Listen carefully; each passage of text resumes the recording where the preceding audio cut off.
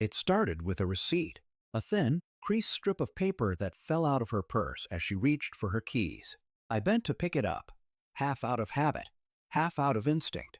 $119,800. Wire transfer, escrow payment. Dated 2 months ago. She laughed when I asked. Oh, that's just my debt payment confirmation. The last one, actually. You see? I told you I'm taking responsibility. Her tone was light, teasing, but her hand trembled when she took the paper back. I noticed the way she folded it too carefully, like something fragile. That night, she pressed against me in bed, whispered about how happy she was, how proud she was that we were doing this together. I said nothing, but I felt something cold move through me, something that wasn't love. The conversation began 2 weeks earlier. She'd been sitting across from me, the afternoon light sharp against her face, talking about her debt like it was a ghost she needed me to exorcise. A mystery debt, she called it. Student loans, unpaid medical bills, a little bit of everything.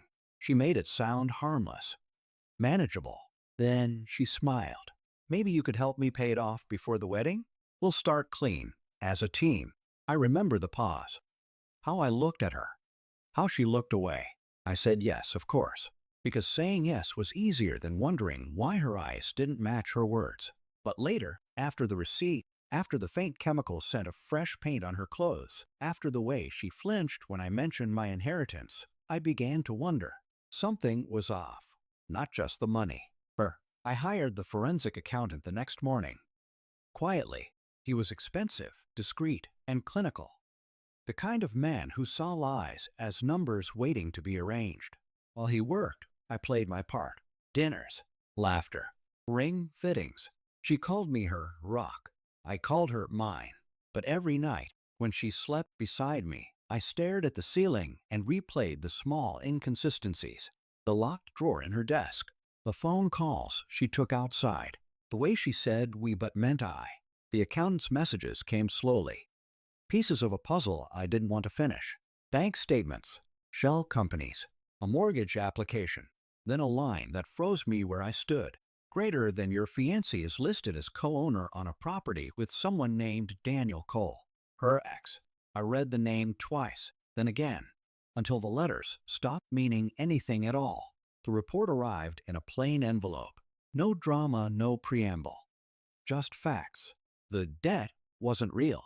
It was a down payment on a new condo in her name and Daniel's. Together, a shared mortgage, signed a week after she said yes to me. I sat at my desk for an hour, staring at the numbers. There was no anger. Not yet. Just stillness. Later that night, I set the report on the table beside her wine glass. She looked at it, then at me. What's this? Your mystery debt, I said. Her smile faltered.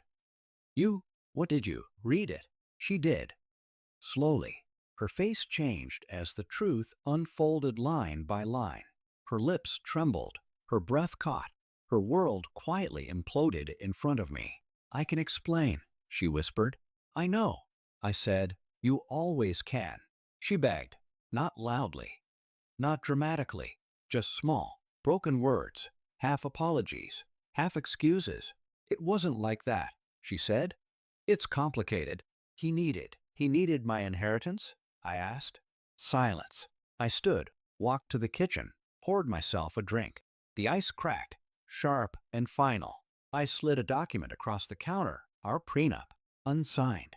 I already moved the money, I said. Every cent. You won't find it. Her eyes widened, a flicker of panic breaking through the performance. When? The day you asked me to help, I said. I knew something was coming. I just didn't know what. She stared at me then, like she was seeing me for the first time. Maybe she was. I left that night, no shouting. No goodbyes. Just the faint echo of her sobs against the walls as I closed the door. The accountant's report stayed on the table beside her glass, still half full, lipstick smeared on the rim. I didn't take anything with me, not even the ring. I remember the air outside. Cold, clean, honest. The kind of air that burns when you breathe too deeply. For the first time in months, my chest felt light, not empty, just free. She wanted my inheritance. She got my absence instead. And somehow, That felt like the better deal. Love ends quietly when truth finally speaks, and mine whispered, walk away. Thanks for watching. Don't forget to like, share, and comment.